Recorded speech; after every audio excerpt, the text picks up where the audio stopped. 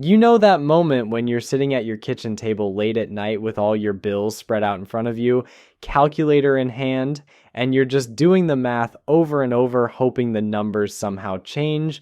You've got your mortgage or rent, your car payment, your groceries, your utilities, your insurance, your kids' school stuff, your healthcare costs climbing higher every single month.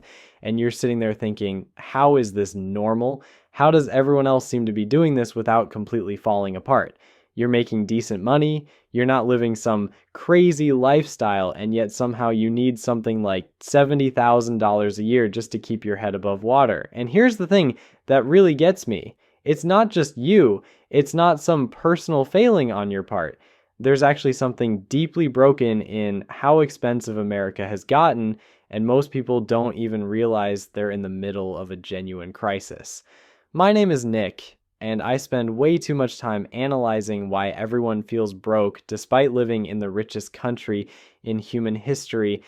If you're tired of feeling like you're falling behind financially no matter how hard you work, make sure to subscribe to this channel and hit that like button if this information helps explain why your bank account never seems to grow. Before we dive into the brutal math that's reshaping American life, let me ask you something.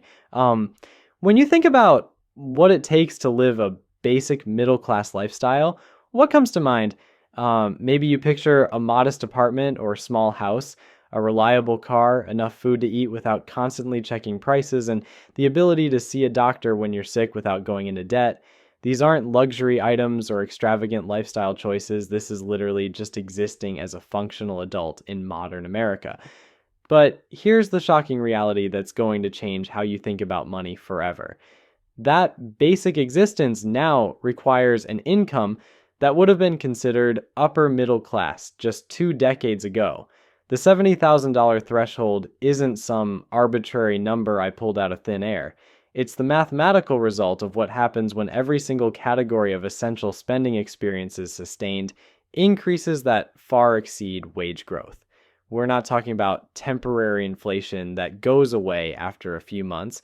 We're talking about a fundamental restructuring of what it costs to be alive in America, and the numbers are going to shock you. Let's start with the biggest expense that's crushing American families right now. Housing costs have gone completely insane, and I mean that in the most literal sense possible. The median monthly cost for homeowners with a mortgage reached $2,035 in 2024, up from $1,960 just 1 year earlier. That's a 4% increase in a single year, which might not sound dramatic. Until you realize that wages didn't increase by 4% for most people.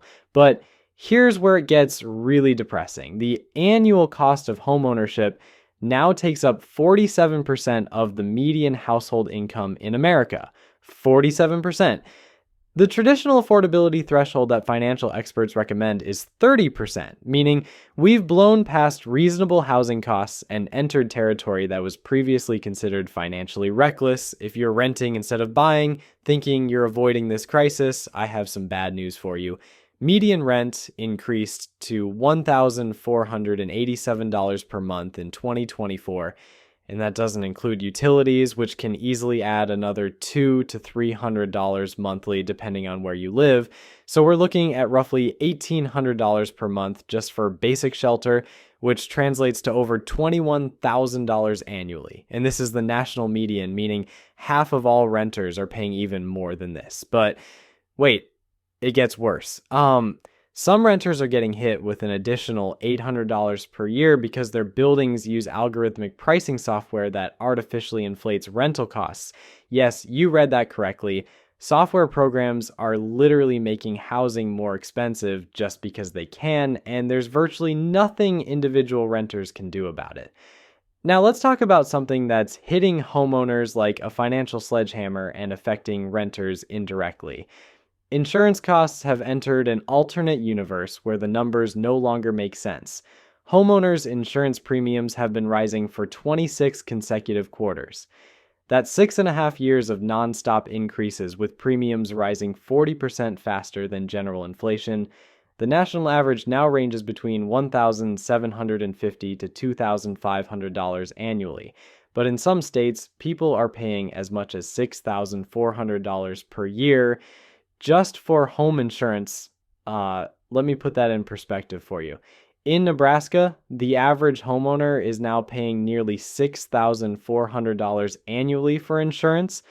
That's more than $500 per month just to protect your house from disasters, which means some families are spending more on insurance than many people spend on food.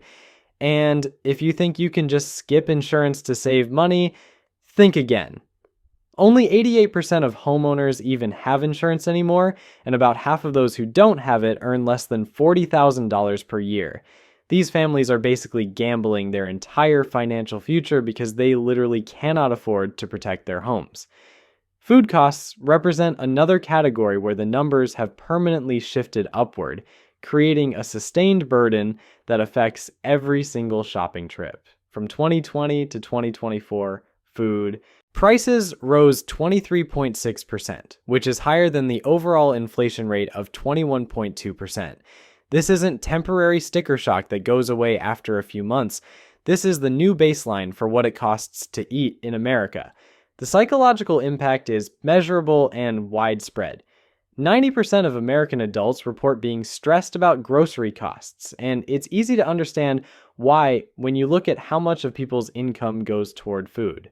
For households in the lowest income bracket, food costs consume 32.6% of their after-tax income. Even for families earning decent wages, food represents a significant budget category that continues to grow every month. Recent data shows food inflation continues at about 3% annually, with specific categories experiencing much steeper increases. Beef and veal prices increased 13.9% in just the 12 months ending in August 2024. If you're wondering why your grocery bill feels impossibly high, even when you're buying the same basic items, this is why. The cost of eating has fundamentally changed, and it's not going back to pre-pandemic levels. Transportation costs have experienced some of the most dramatic increases of any spending category, fundamentally altering the economics of basic mobility in America. Transportation prices grew 34.4% between 2020 and 2024, making it the fastest growing major expense category and significantly outpacing housing and food price increases. This isn't just about buying a car, though vehicle prices have certainly increased substantially. This includes fuel, insurance, maintenance, registration fees, and all the costs associated with basic transportation that most people need to work and function in society. In some states like California, transportation costs rank as the second highest in the nation, creating a compound burden when combined with elevated housing costs.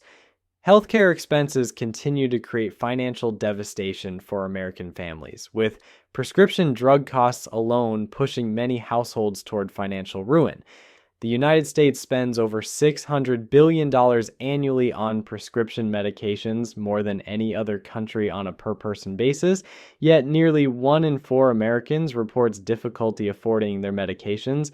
About 30% say they have skipped or rationed doses due to cost, which creates both immediate health risks and long-term financial consequences when untreated conditions become more serious and expensive.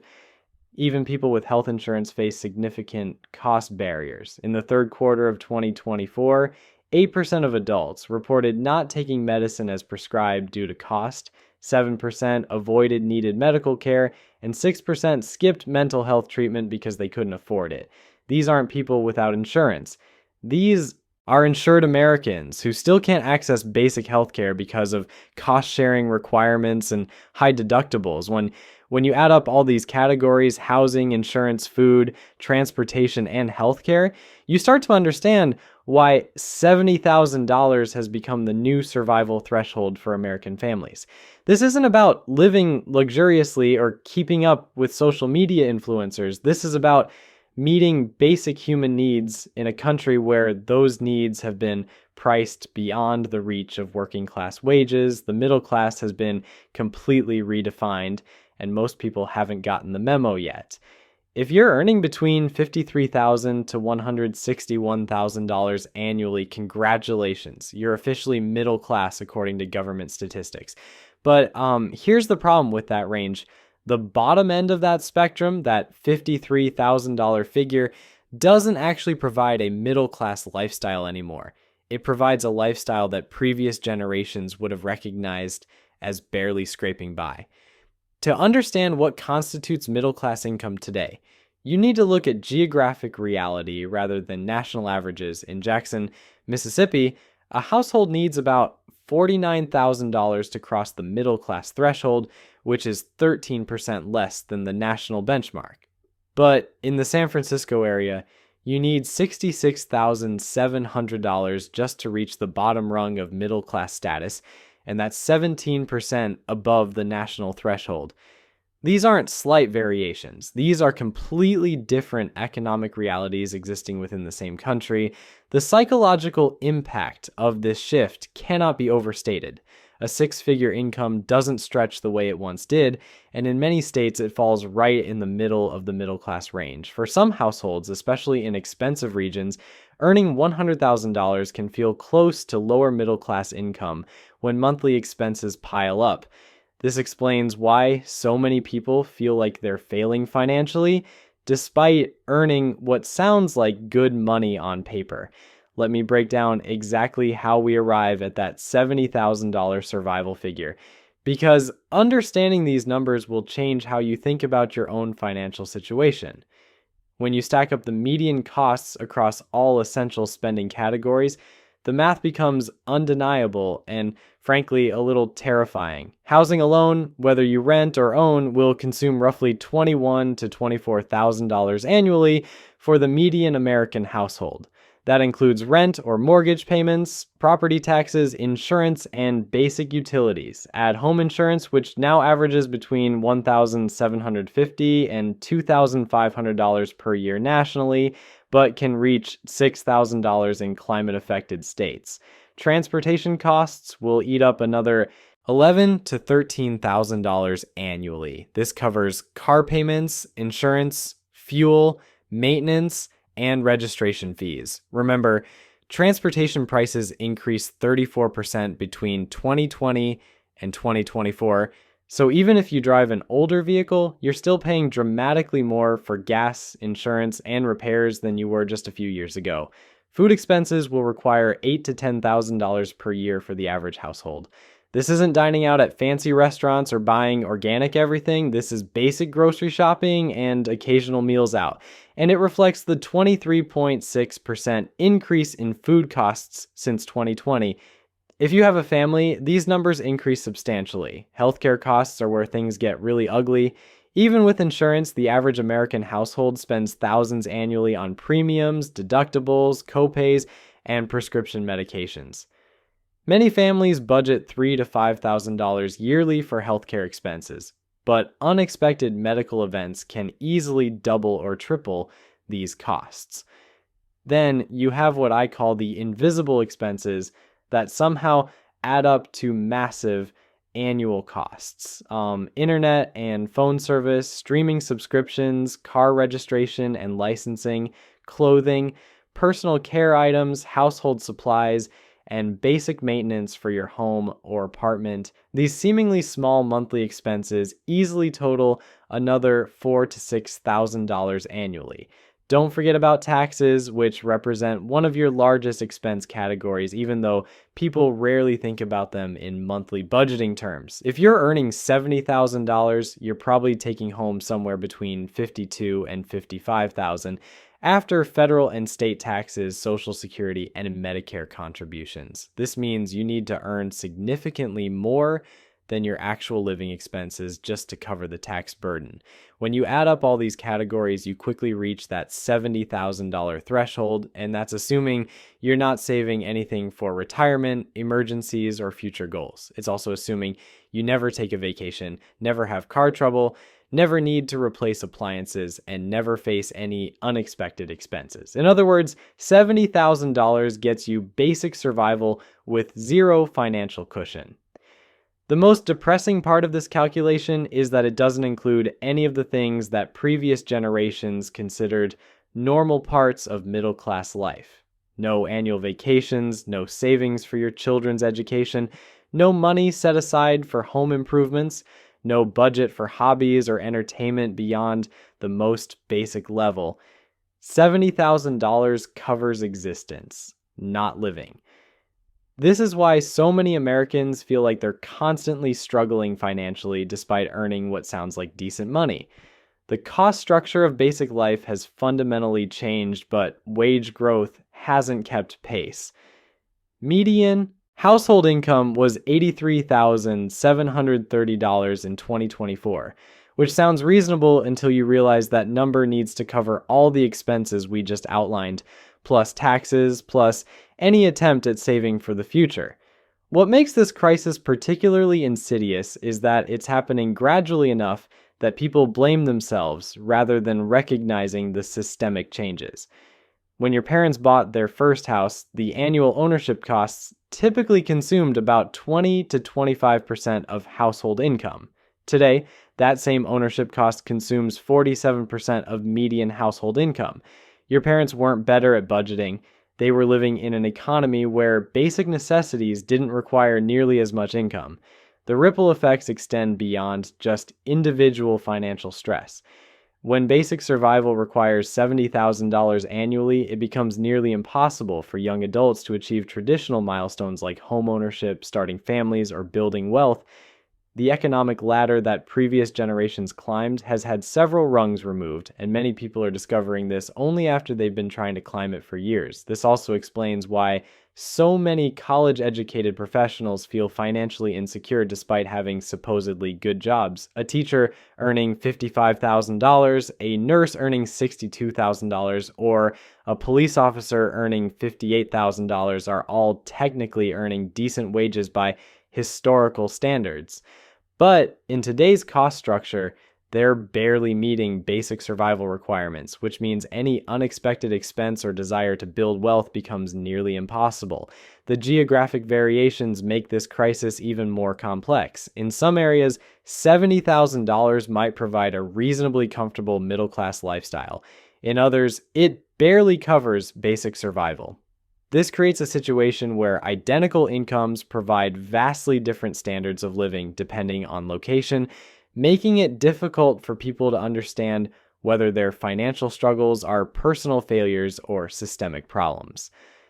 The most tragic aspect of this new reality is how it's reshaping American expectations and dreams. Young people are postponing marriage because they literally cannot afford to get married when basic survival consumes their entire income. They're delaying having children because raising a kid requires financial resources they simply don't possess. They're living with roommates well into their 30s, not because they enjoy communal living, but because splitting rent is the only way to avoid homelessness while earning what should be a decent salary. The American dream hasn't just become more expensive, it's been mathematically eliminated for anyone earning below that $70,000 threshold. And here's the kicker that nobody talks about. Even if you reach $70,000, you're still just breaking even on basic survival. You're not building wealth, you're not getting ahead, you're just successfully existing without going backwards financially. This creates what economists call a poverty trap, but for the middle class. You need substantial income to cover basic expenses, but those basic expenses are so high that they prevent you from saving enough money to invest or take risks that might increase your income. It's like being trapped in a financial hamster wheel where you're running faster and faster just to stay in the same place. Like, the spending categories stack up with ruthless mathematical precision, and once you see how they compound, you'll understand why so many people feel like they're drowning financially despite doing everything they were told would lead to success. Let me walk you through exactly how your money disappears before you even realize it's gone. Start with housing at $22,000 annually for the median household. Add transportation costs at $12,000, food expenses at $9,000, healthcare at $4,000, home insurance at $2,500, phone and internet at $1,800, clothing and personal care at $2,000, basic household supplies and maintenance at $1,500, car insurance at $1,600, utilities not included in rent at $3,000. That's already $59,000. And we haven't included taxes, retirement savings, emergency funds, or literally anything that makes life worth living. Now add federal and state taxes on a $70,000 income, which will consume roughly $15,000 depending on your state. Social Security and Medicare take another $5,350. We're now at $79,400 just to cover basic survival and mandatory tax obligations. This means you need to earn nearly $80,000 to live what previous generations would have considered a lower middle class lifestyle. But wait, there's more. We haven't included car payments, student loan payments, credit card debt service, or any attempt to save for retirement or emergencies. The average car payment is now over $700 monthly, adding another $8,400 annually. Student loan payments average around $300 monthly for borrowers, adding $3,600 more. If you're trying to save even 10% of your income for retirement, that's another $7,000. Suddenly, our survival budget has exploded to nearly $100,000 annually, which explains why even people earning six-figure salaries often feel financially stressed. The $70,000 figure represents the absolute minimum for basic survival, not comfortable living or wealth building. The psychological impact of this mathematical reality is devastating and widespread. People internalize financial stress as personal failure rather than recognizing they're operating in an economic system that has fundamentally changed without anyone officially announcing the changes. You end up feeling like you're bad with money when the actual problem is that money doesn't go as far as it used to. This creates a vicious cycle where people work longer hours, take second jobs, or pursue higher education hoping to earn more money, but the additional income gets immediately absorbed by the elevated cost structure. It's like trying to fill a bucket with a hole in the bottom. No matter how much water you pour in, the level never rises because the fundamentals are broken. So there you have it. $70,000 isn't a goal anymore. It's the entry fee just to participate in modern American life.